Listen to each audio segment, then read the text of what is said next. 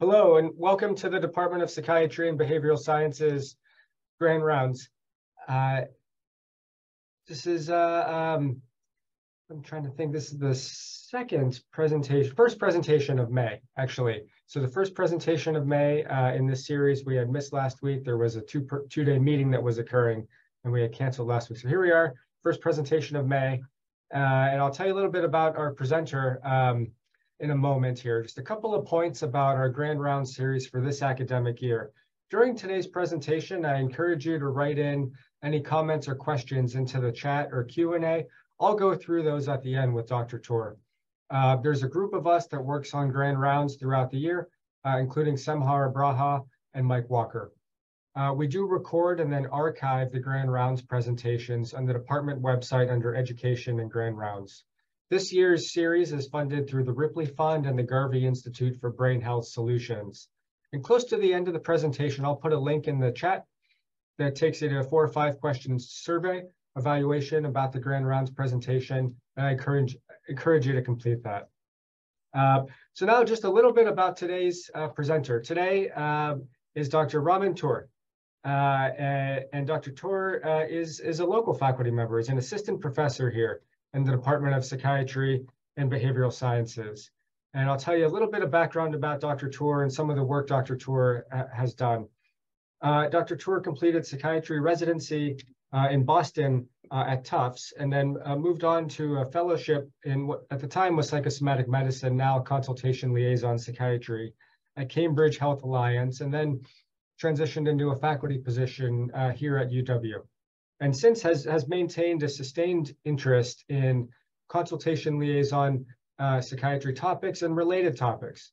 Dr. Tour has worked on hospital services and CL psychiatry in primary care settings, focusing on individual patient care, and in recent years more on population care, which we'll hear, population health topics, which we'll hear about today.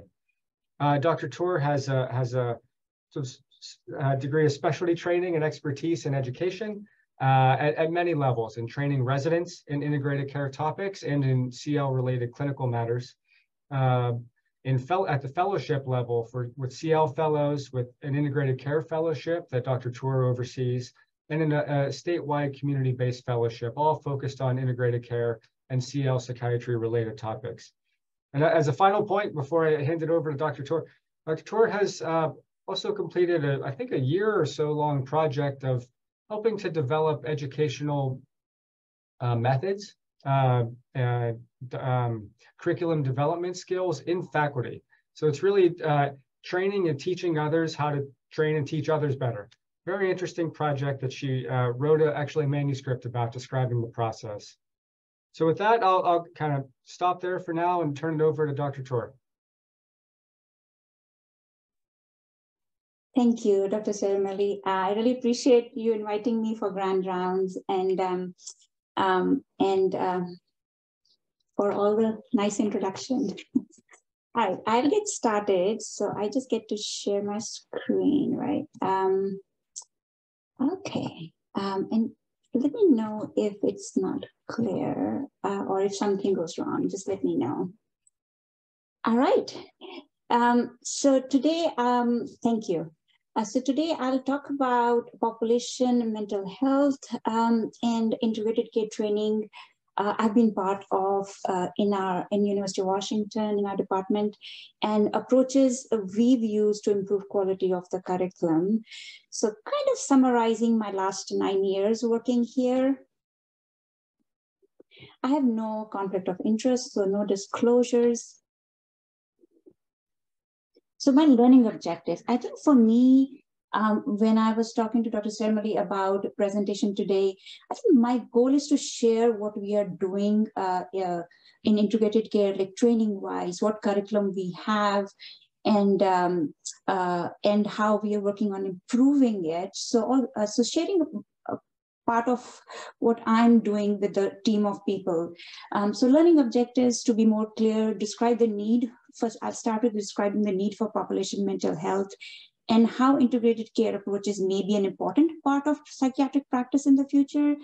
So I'll talk about some education strategies we are using in our fellowship and also in one of our rotations to teach integrated care skills, and which can be actually adapted for other teaching curricula as well. So hopefully some of you find it useful and can take that and apply that in your teaching. In the end, we'll also, the third learning objective, describing the educational curriculum developed for University of Washington psychiatry trainees. So that includes residents and fellows. So I have these 5 broad categories. These are 5 main things I will talk about in next 55 minutes. So we'll start with the need for educating our trainees in population mental health.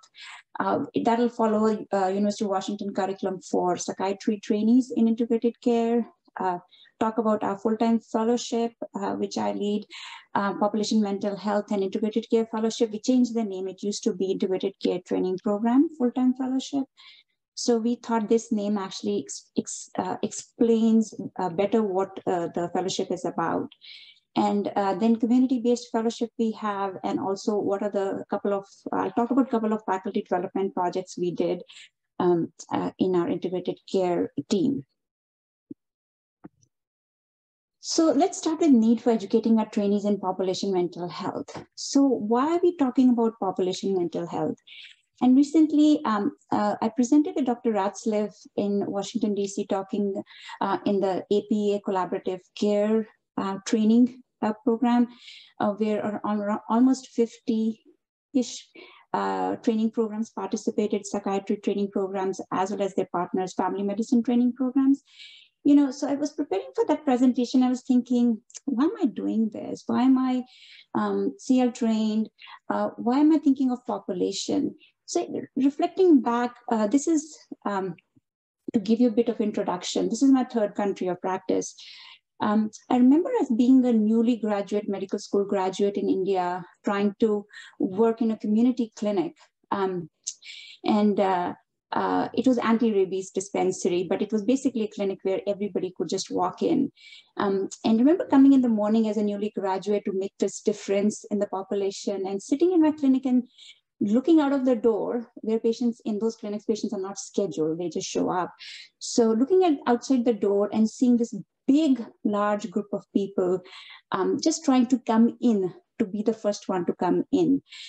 And me as this newly fresh physician trying to think, how am I going to see all these patients today in one day? And trying to make sure everybody survives. So that was one reflection I remember I had, and feeling that helplessness of how I will make it more efficient as one provider in that clinic. Of course, I had a supervisor. And then the similar one thing happened when I worked in a community hospital in my town, where there was like large number of people admitted and I had to round on everyone. And also do the blood pressure, because I was newly graduate, so my supervisor wanted me to take blood pressure for everyone in that big hall. So thinking, how will I make it before lunchtime or finish? So I think that basically what I'm trying to say is that concept of population came up a lot of times, and I think I'm not alone in that. And these come up when we feel helpless, when we want to be efficient, we want to have an impact. So thinking as a provider, how we can impact. So I've been thinking more about what is population health, and specifically being a psychiatrist, what is population mental health? What are domains? What are the bigger factors which contribute? How do I step back as a provider and see how I can have an impact? So I feel these concepts, I wish somebody had more talked to me when I was a newly medical graduate, when I was a resident. Maybe these things came up, but not in a very clear way. So this is what I'm passionate about, thinking more of and talking to the trainees I work with. So just to give an idea about population mental health, the way I look at it, this is one of the paper, actually Dr. Ratzleff told me about this, and population-based approaches to mental health, the domains, the activities, the actors, what are the parts involved. So focusing on healthcare system interventions. So how healthcare systems can impact it, how hospital leaders can impact it, what are the ways we can be more efficient to have a larger impact? What are the ways we can participate with the communities? What are the ways we can have a team-based approach to larger or leverage our skills in a broader way. So this is how I am seeing broader integrated care and how I'm seeing the training. And I feel there is a high need to educate our future workforce, not only ourselves who are practicing, but also the future workforce. So why should trainees learn about population mental health and how as providers they can have an impact? I think these are important questions, especially the second one for all the providers, how we as individual person can have an impact on a daily basis. So this slide probably to most of you being part of University of Washington, being part of our department, this slide is probably very familiar and everybody, if not most of you, if not everybody has probably seen this. For me, this slide, I've been seeing it for nine years and I've presented about collaborative care in many places. And I think this slide just doesn't get old for me. As a provider, I think this slide gives me that reality check about how still access is a problem. So not only in papers or research, but also in everyday clinical practice, how as providers we can have an impact at a very small population. So we need to start being more creative and thinking things from a broader perspective. So still there are large population who does not get good quality of care, and maybe even larger population who doesn't get any mental health care. So there is limited access is very limited workforce.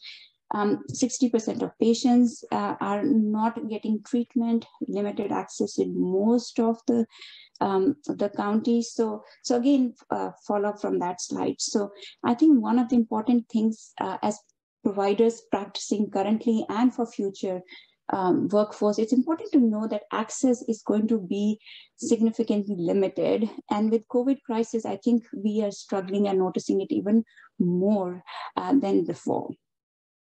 So I think that's a really good reason for us to start learning or thinking of ways to train our residents or fellows, how to start thinking of leveraging their skills in different ways. And we'll focus on what we know, and hopefully we can come up with more creative ways to have a larger impact. So other than emphasizing the need for focusing on population, need for the limited access or thinking of ways to leverage your skill, there's other component is the ACGME milestones, which are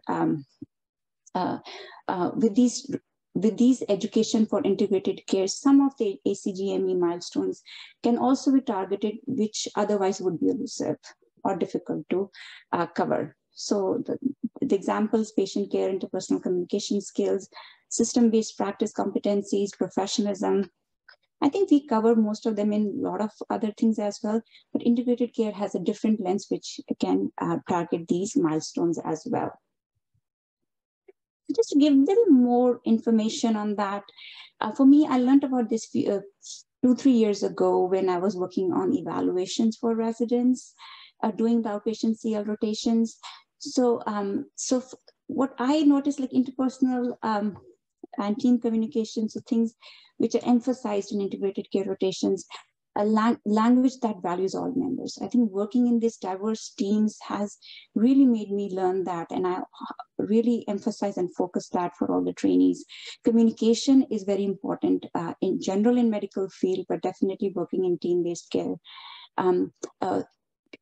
Improving communication based on team needs, coordinating recommendations from different members, and flexibility in communication strategies and in general flexibility so that we can modify our practice based on the needs.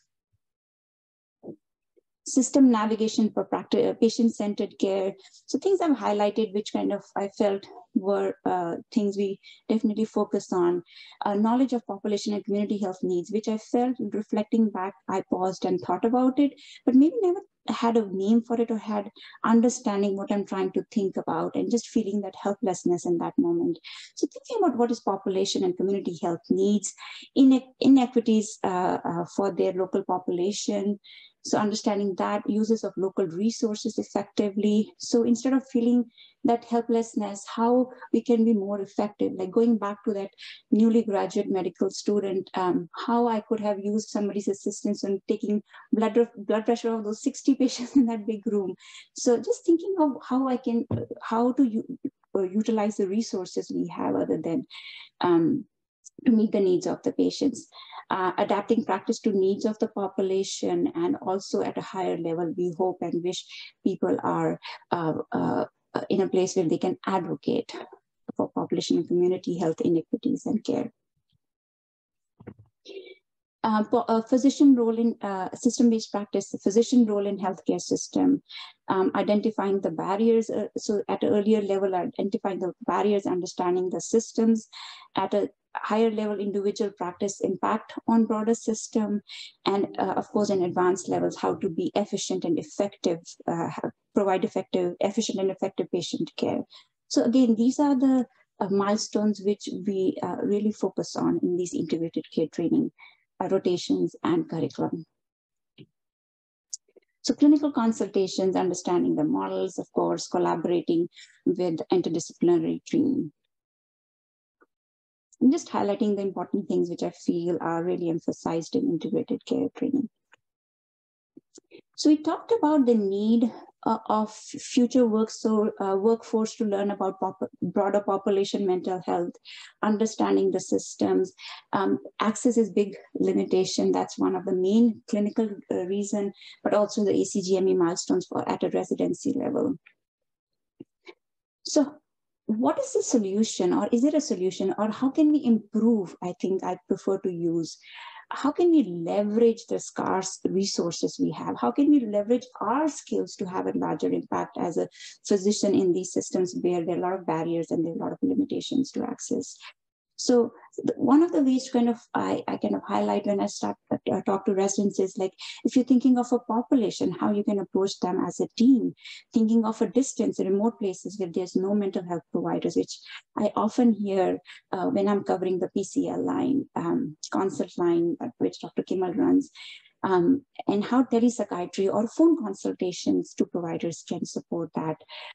For time when, in case, you know, I can answer a question, and sometimes e-consults is one good option. And also last but not least, educating my colleagues or non-psychiatric providers through different educational webinars or echo model, or even my daily clinical practice when I'm giving a consultation note, how I can have one education or teaching point, which they can apply to 50 or 100 other patients they'll see. So thinking of how trainees or providers can leverage their skills. So, so not only different ways, but it has to match with the need. The resources have to match with the need. So that's another emphasis to kind of think about. So how access is limited, how we can approach it instead of being that newly graduate feeling helpless, that at how to kind of function or have an impact. So what is integrated care? What are the ways we can integrate? So broader term integrated care, we often mix collaborative care and integrated care. What I have learned in my 9 years, or which I kind of, when I use this term, so I think integrated care is a broader term.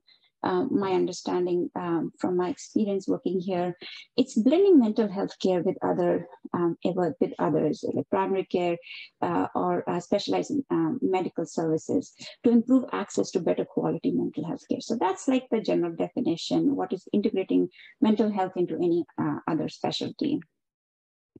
So integrated care is not taking place of the community mental health or specialty care. I think when I was one of the APA trainers to do the collaborative care training, which was the APA initiative.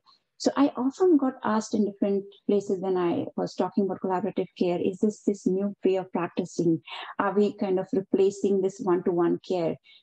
The way needs are increasing and access is limited, it's no way we can do it. We just have to be more creative in ways of helping more people. So integrated care is the middle of that non-psychiatric specialty, whether it's primary care, other subspecialty, and the community mental health.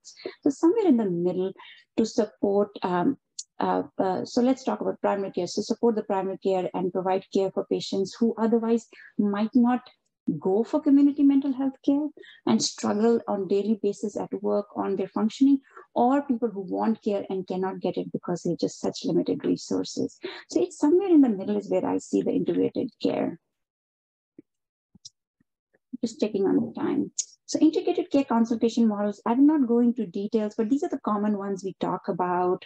As a resident, as a fellow, I got a lot of experience in doing those traditional consultations in my clinic, and also co-location, going to different primary care clinics and OBGYN clinics, because I'm very passionate about perinatal psychiatry as well. So I worked a lot during my fellowship and as a resident. And behavioral health consultant is model more psychologist in the primary care, working with primary care, helping patients through their crisis or triaging after the crisis is over. So that all these models are functioning, very helpful. They have their benefits and they have limitations of access as well, like any model. Collaborative care is a newer model. Again, my talk is more to talk about what curriculum we have, so I will not go into too much detail of what collaborative care is, but it's hard for me not to at least say the basics. So collaborative care is team-based approach to common mental health disorders, mostly in primary care clinics. So it's team working together, identifying the common treatment goal, working together to reach that goal for the patient. And the important part in that is each team member should have a very clear role. And I think that's true for any team-based care. So this is a picture I got from the APA website. And the care to be consistent with collaborative care, these 5 principles have to be in place, which I feel are very valuable, even if we can use these individual principles in our own practice. So population-based care, measurement-based treatment to target measuring symptoms and making timely treatment changes to benefit the patient.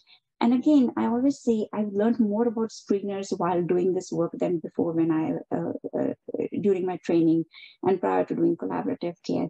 And screeners help us to identify which patients need to be discussed. And based on the clinical presentation, treatment can be modified. Patient-centered collaboration, meeting the patient where they are at and working as a team to reach the common identified treatment goal. And of course, evidence-based care, providing treatment recommendations which are evidence-based, and last but not least, accountable care. So not only being responsible for this population you've identified, but also being responsible for the quality of care being provided through that. So there is plenty of evidence for collaborative care model for depression, anxiety for sure, and more evidence coming from other common mental health disorders. There's also evidence for diverse populations. So it's a good model. It's worth teaching and learning about that for our future workforce. This is an example of common mental health disorders which have evidence base established. So let's talk about what do we have, what curriculum do we have for our psychiatry residents. So this is like one picture of showing what all do we have in training. So starting from PGY1, all years psychiatry years of psychiatric residents. I hope I spoke right English. Every year, all the residents are welcome to this integrated care pathway meetings, which happen every other month, where we usually invite people doing work in integrated care or collaborative care and talking about their experience, so they get to hear about it. PGY2 onwards is where more curriculum starts, when they're focused more in psychiatry. So elective rotation is available. I'll talk about that.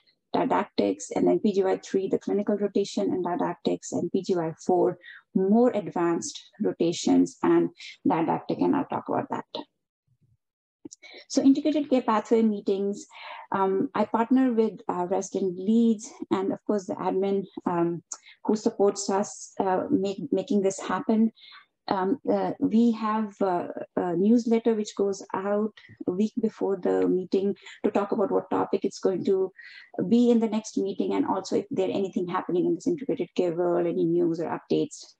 We have a website where all the past topics are listed and the resources from those topics. I will say partnering with the residents has been amazing because they give me a lens from what would be useful as a trainee to hear during these pathway meetings. So didactic curriculum, I started with first 4th year teaching curriculum, when I partnered with Dr. Ratzlev and teaching about that APA training. Then Dr. Shostak, I partnered with her in PGY2 talking about introduction. And now I'm the faculty lead for these didactic curriculums. So the way I stepped back and looked at is how in PGY2, introduction to systems, population health would be useful, PGY3 more clinical work, PGY4 maybe more advanced topics about understanding about finances, and in fellowship, of course, the focus is more detailed training. So didactics, what we cover currently in the PGY2, it's 1 hour didactic, talking more about access, population mental health, introduction to models, and giving a little brief taste of what collaborative care model is. And PGY3, they get to learn more details about the collaborative care model and also get to practice how it is to do a case review without seeing the patient and gathering information from a provider with a different background. And also we do registry practice. So learning about if you have this list of patients, how to prioritize what patients to talk. In PGY4, we have, as I said, a more advanced topic, thinking about billing, finances. How do you implement a new model or new model in a clinic? And how do you think of different differential system-wide instead of just assuming patients non-compliant? How do you think about treatment? What's coming in the way? What are the systems playing role in the success of patient treatment or not? So PGY2 elective rotation, we have population mental health and collaborative care rotation, which started around 4 or 5 years ago. The reason we started, and the broader goal is introduction to population mental health. That's a good time to start thinking about a patient, thinking other than the patient in front of them. So how do you step back and start thinking of population, whether it's the inpatient CL population you're thinking about, it's the inpatient team you're covering, whether it's the outpatient patients you are seeing. So how do you start thinking of population mental, broadening your thought process around that? Introducing them to different integrated care models, thinking about telepsychiatry as modality to improve access, learning basics about implementation steps. So it's a 3-week rotation, and each week there's a specific topics we cover. So I want to spend a couple of minutes on talking about what is the educational strategy. So it's a passport style curriculum. What that means is trainees work within a framework that includes specific requirements and general timetables for completion. So they are provided with a list of educational activities, which usually includes literature review, meetings with supervisor, clinical rotation options or observation options. And also in last 2 weeks, they also get to meet non-clinical staff, which plays very important role for things to happen, and to get to hear their perspective, so that they come out of that clinical lens and also see the broader perspective of how things happen. So trainees are responsible to build their own schedule for that time frame. So in this rotation, it's for that first week, they build their schedule, and then they move on to the second week, build that schedule, and so on. So to give you an example how the trainees get the list of things they need to do. So for example, for the first week, so these are the list of readings we expect them to do. We expect them to do clinical observations. They get information on different clinics, names of the providers who are working there, how to reach them and address, and etc. attending UWICTP didactics, which are didactics for the fellows. So get an exposure of how people are talking about integrated care at advanced level.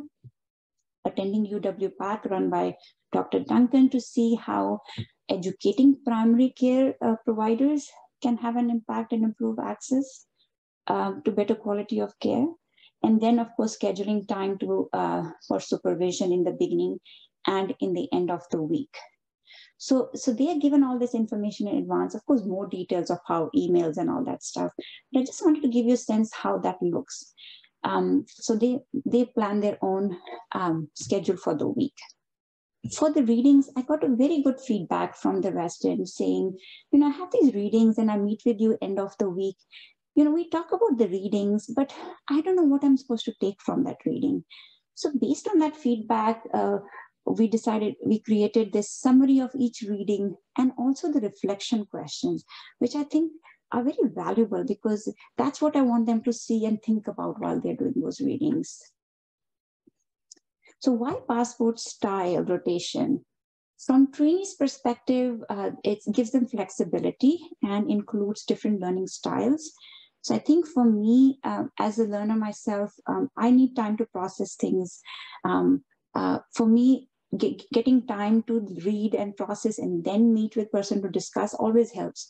So for me, I'm very passionate about how to be more inclusive of inclusive for learners with different styles. It invites residents to identify their interests, requires active participation. Of course, the ACGME milestones is important to mention when we're talking about residency training. Practice-based learning, accountability. So far, all the residents who've done this rotation, I've been so impressed by them getting things done, being very accountable, very professional. It's been just amazing. From faculty point of view, this education strategy actually is very helpful because it takes less time. So if I have a resident doing this, I need 2 hours in a week to meet with them instead of just being with them all the time. And this style of, without compromising the learning and quality of teaching, easier to modify or update. So if I have new article or something, I continuously keep changing the articles or updating them or what's going to be the focus. So it's easier to update the rotation or modify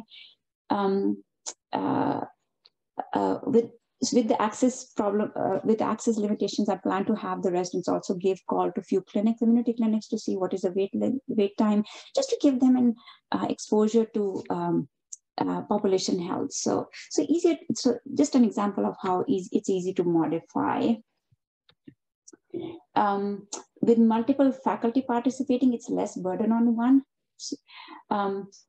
Easy to cover for each other, given everything is written, the articles are written, the reflection questions are written. It's easy to cover for each other. And I think one big thing I love about this approach is taking advantage of existing resources. So UW-PAC or ECHO model based learning happens every week, whether we have a resident doing this rotation or not. So taking advantage of that, the didactics for fellows happen every week. So even if they're resident doing this, so taking advantage of that kind of is very helpful. So far, we've got very good feedback from residents. They enjoyed meeting diverse group of faculty and non-clinical staff and learned from them a lot. Almost all residents so far have given excellent rating for the quality of supervision, teaching, learning experience, except for one. That's why the number dropped. But overall, the quality and the feedback has been very positive. PGY 3 and 4 residents get to have option of doing this elective rotation, clinical rotation, collaborative care, learning about the model, practicing in the model, what we have in our system. It's a 6 month to 1 year. For some people do for 1 year. It's a weekly, once a week, in which there's also teaching and supervision time block. So other PGY 4 rotations we have, the implementation rotation combining with with fellows. So if we have fellows doing the full-time fellowship, so residents partner with them. It's a non-clinical rotation. Dr. Whitfield runs this rotation. The focus is on collaborative care implementation process in primary care clinics. It's a 6 to 12 month experience, half day a week. Initially, the focus is on building knowledge about implementation process and then utilizing that knowledge in practical experience if there is implementation happening in a clinic through AIM Center. So they kind of are able to sit in to see how it actually happens, how does it happen in action. So end of the rotation, they do a project. So another advanced rotation we have is Lummi Tribal Health Center rotation. The goal of this rotation is to increase resident exposure to cultural humility in working with tribal health centers and population. Dr. Whitfield runs this rotation with Dr. Wana, and it's 1 day a week, 6 to 12 months. Half day provide direct patient care, via telepsychiatry, 1 hour of integrated care, morning rounding, and half day of supervision. So residents have had a great experience, what my understanding, what I've heard from them doing this rotation. So that's what we have for our residence curriculum. Most of the rotations you must have noticed are elective rotations. And my hope is at some point we can make at least make some part of it as a required rotation. Seeing the needs, I think all the trainees should get training in how to practice an integrated care or collaborative care model as one specific model to improve access. So I feel hopefully at some point we can make it required. We have enough space and we can make it required. So that's my hope and goal at some point. We definitely have the need, that's very clear. So let's talk about population mental health and integrated care fellowship. It's a full-time fellowship, which I'm the program director for. It's a non-ACGME fellowship.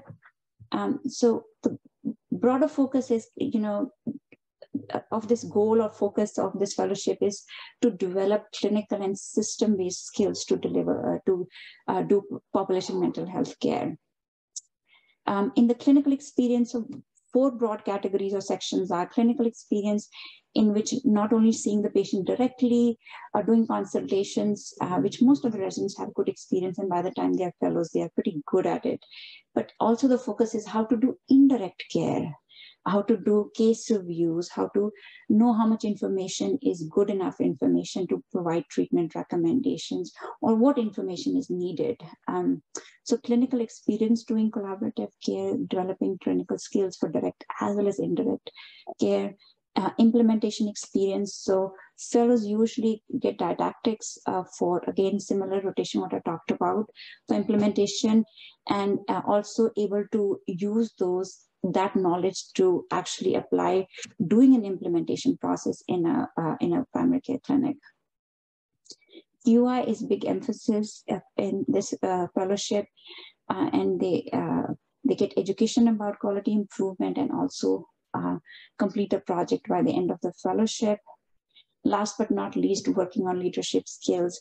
So focusing on identifying their leadership styles and learning more skills to lead integrated care teams or work in integrated care teams, where even if you don't have an official leadership role, there is some leadership qualities required for quality improvement or to make sure the care is consistent with collaborative care or any integrated care model. These are past 2 fellows, their feedback about how this fellowship, prepared them to understand population-based care at a deeper level and how they have utilized that knowledge and applied and built programs with collaborative care model. So we have 20 minutes. So talking about community-based fellowship, which is pretty neat. Again, all these programs the initial person, I would say Dr. Ratzlaff thought about it, but this big team who work together to make these things happen, which I cannot compliment enough. And I've learned from everyone so much over the years. So talking about community-based fellowship, it's a fellowship for practicing psychiatric providers, including MDs, DO, ARNPs, nurse practitioner. It's 10-month long fellowship with 0.1 FTE, so half a day a week requirement, time commitment. So most of the people, when they apply, they talk to places where they're working to give them time to learn about collaborative care or broader integrated care. It's modeled after MBA program. The 4 components of this fellowship is online didactics, which I lead with amazing faculty who are teaching those, quarterly life skill workshops, quality improvement, and mentorship. So these are the people who are faculty leads who are doing that. Dr. Erickson is responsible for quarterly life skill workshops, Dr. Palm Cruz for monthly mentorship, QI is Dr. Newman, and of course, Dr. Amy Bauer is our program director for this fellowship. And I didn't mention that we usually have around 14 to 15 fellows every year from different counties in Washington state. So life skill workshops complement the online learning, which I'll talk about. There are 4 quarterly 2-day in-person meetings, and broader topics covered during these meetings are short-term psychotherapy, so brief behavioral interventions, behavioral activation, MI. There's this time block for quality improvement, a topic, mentorship, leadership, and of course the clinical component, being emphasis on how to do a case review and how to give evidence-based recommendations. QI, learning about QI, quality improvement methods, applying those methods to address quality issues in their settings, whatever clinical settings they work in, and gaining experience in our principles, in collaborative care principles. Mentorship is more to support the fellow. It's a monthly meeting, 1-hour meeting with a mentor, faculty member from University of Washington. So we have amazing faculty who does that. I think each faculty has 4 or 5 fellows, and they schedule monthly meetings to discuss about whatever is going on, whether it's about QI project, whether it's getting through the fellowship with balancing the clinical work, or whatever support helps the fellows to engage in all parts of the fellowship. I talked about all the people, and we also have excellent administrative staff who helps to make this happen, including Dr. Betsy Payne, who contributes a lot to make this succeed. So online didactics, which I'm the faculty lead for, we used to have these didactics separate. We used to have 3 hours didactics, the traditional style for full-time fellows. And then for community-based fellows, these part-time fellows, we used to have online didactics. But now in last couple of years, we've combined it, once utilizing what we have and also seeing what is successful. So what is online didactic? It's combination of asynchronous and synchronous learning experience. So we have 3 hours asynchronous session online, which is followed after week and a half with 1 hour synchronous session. So they have content which is of 3 hours, which they can complete in a week and a half, and then to be ready to participate in the Zoom session for 1 hour Zoom session, which happens usually on Mondays. We use learning management system for the online content. Learners are mixed group, and I'll talk about which fellows participate in that. And broader threads of this online didactic is clinical topics, system-based topics, and also we made a 3rd topic as implementation. So content usually includes recorded presentations. We make sure the presentations are not too long. I know I'm doing 1 hour, but usually we try to encourage faculty to have smaller presentations, recorded session, so it's engaging. And there's selected readings and resources. There's practice activities so that they can utilize that knowledge they gained and reflect on that. And there's a way for faculty to evaluate how much they understood and their knowledge from those readings and the presentations.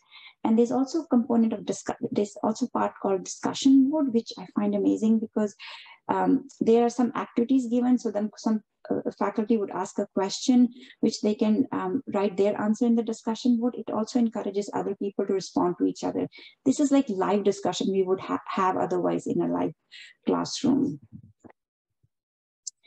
So giving an example of topics we're covering in May and June. So system-based topic, which Dr. Ceremony is teaching, Introduction to Public Health.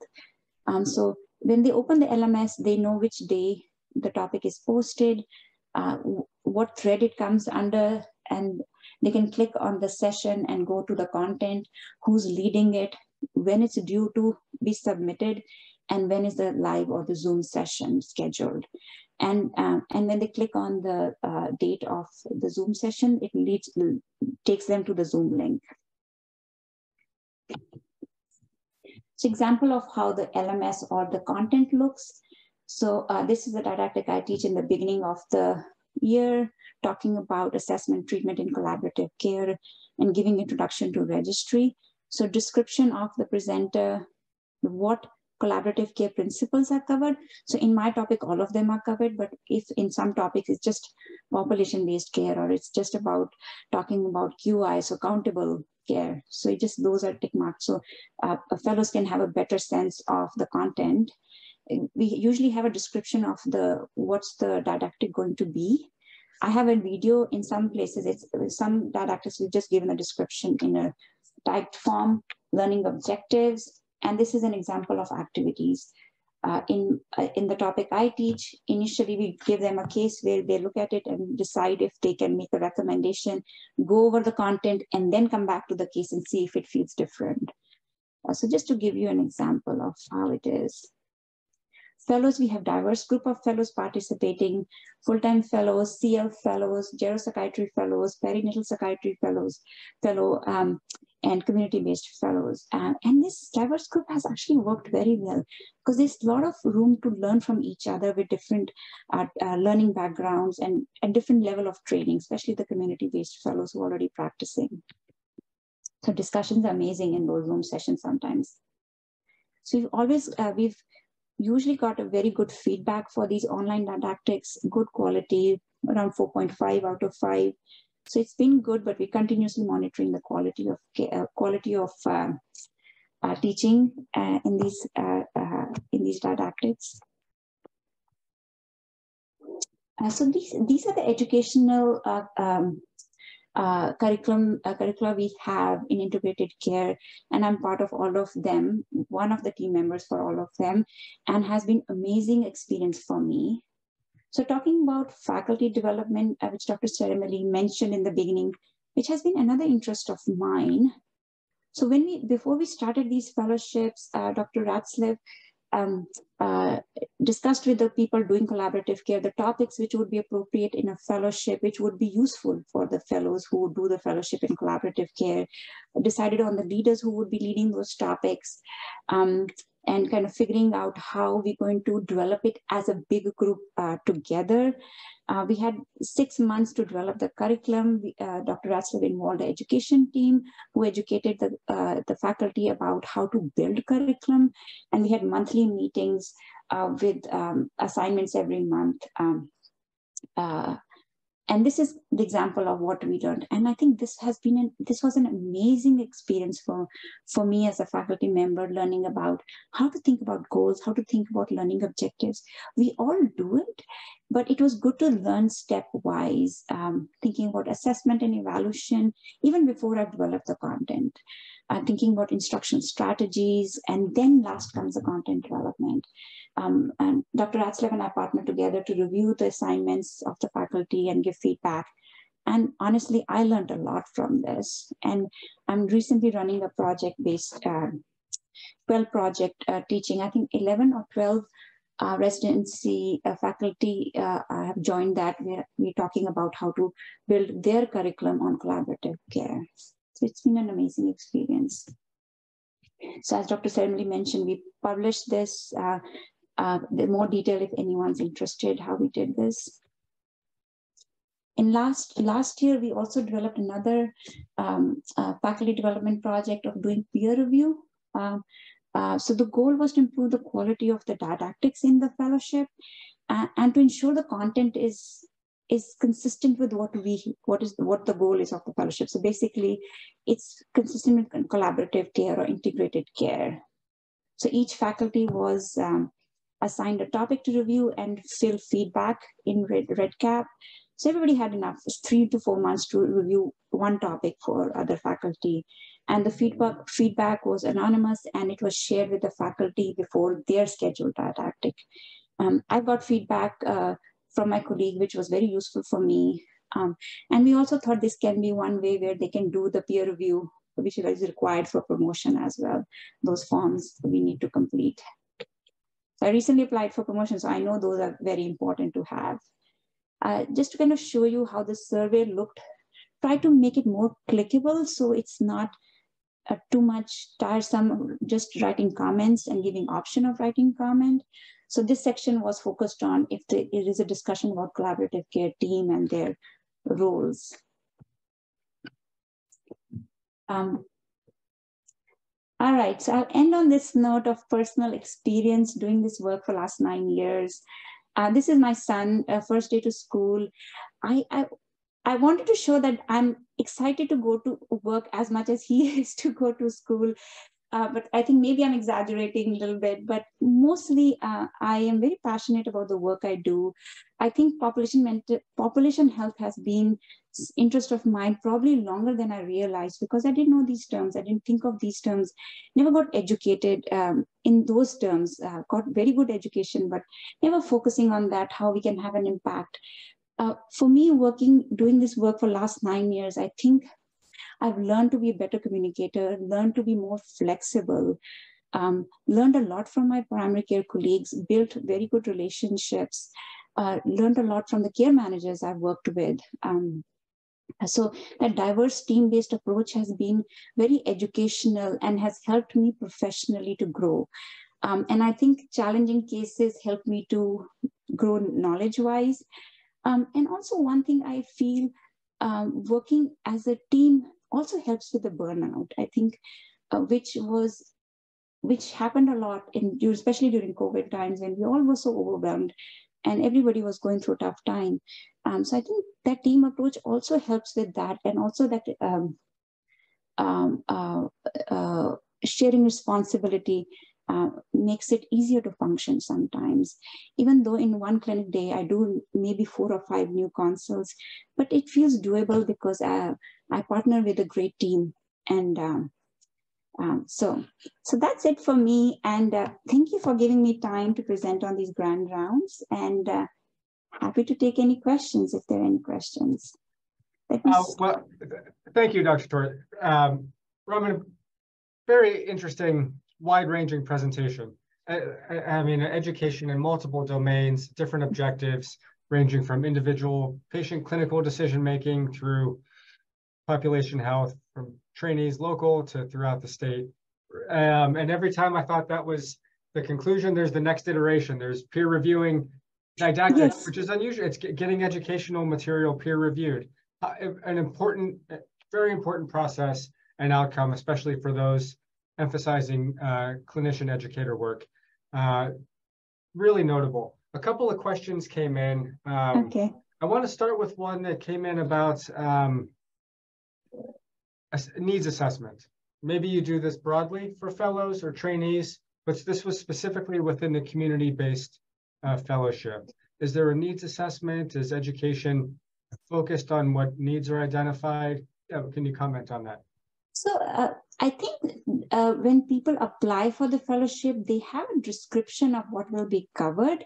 So I think fellows who apply probably are interested in focusing on collaborative care. So I don't think we do needs assessment every year, but I think the description of the fellowship kind of covers that. Did I answer that to some extent? You're part of this fellowship. Yeah, Robin. In the application process, people write about what they're aware of, what their objectives are. Yes. Yes. Yeah. I wonder. Other thing I wanted to add about peer review, Dr. Sharma, you mentioned about, and I know you've also participated in that. I think one thing as faculty, we get a lot of feedback from residents, which is great. We get feedback from trainees. I think for me, going through this process of peer review, and it's nice. I think mostly people give feedback. It's nice to hear from my peer how the teaching is, how the content is covered. So I just wanted to add that. I thought of adding and I forgot, but I just wanted to add since you mentioned it. It's an important point. I think we were talking earlier. You can write a manuscript and you can get peer reviewed, but it's hard to get things that you spend sometimes even more time, educational efforts. It's hard to get that peer reviewed, and now there's an internal process for really a large group of people. And that also helps us to kind of see what other people are doing.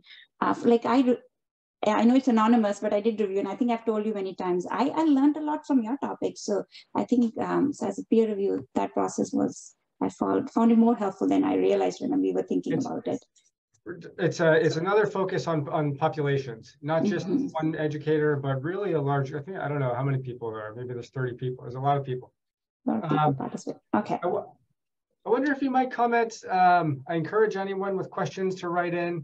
Are there specific advantages, maybe unexpected advantages for trainees to concurrently learn individual patient decisions, clinical care decisions, and learn population health principles, strategies to intervene at a systems level? Are there unexpected advantages to learning both at the same time?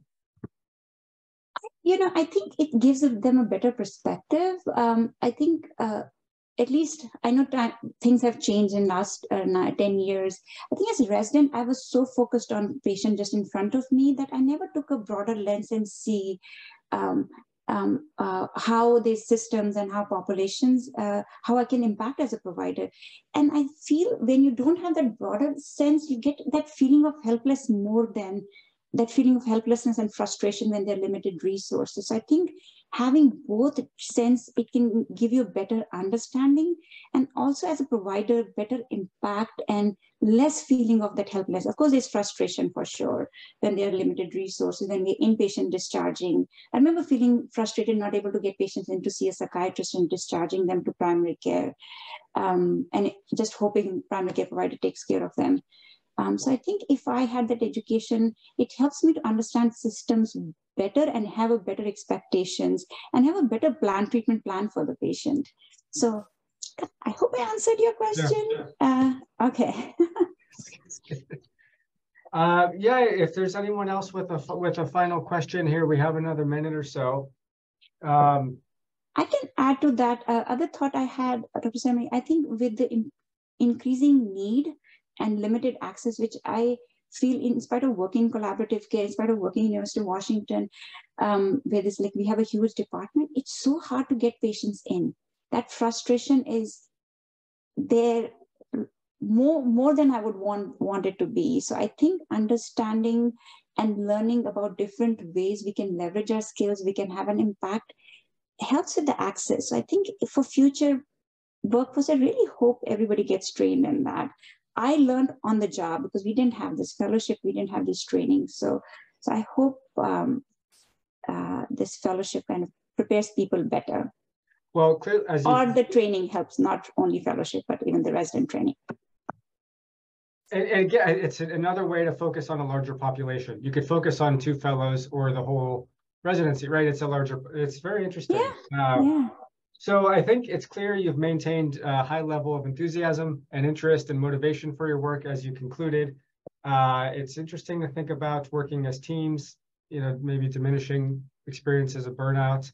And I want to thank you for really walking us through a range of educational and clinical efforts. It's quite notable, the different ways that you've moved this ahead in population health and in educational development. So thank you, Dr. Chor, for presenting today.